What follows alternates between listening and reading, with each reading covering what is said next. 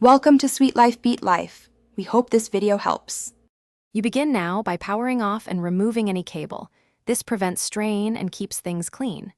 Using a small flat tool, gently pry at the seam where the pad meets the cup. Start at a corner to find the lip. Once you have a small gap, use your fingers to peel the pad away steadily. This avoids tearing the mounting ring. Make sure to keep the removed pad to check clip positions, because these tell you how the new pad will seat. Once the old pad is off, clean the mounting ring with a 70% isopropyl swab to remove sweat and residue. This ensures a flush fit. You should align the new pad's clip tabs with the cup slots. Line up two opposite points first, then work around the circumference. Press each clip in until you hear or feel a click. Spacing your presses prevents misalignment and reduces stress on the foam.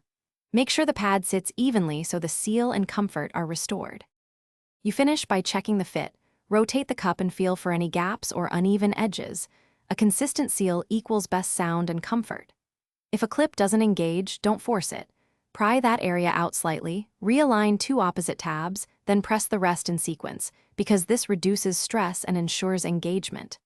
If the pad still won't seat, compare clip count and diameter to the original.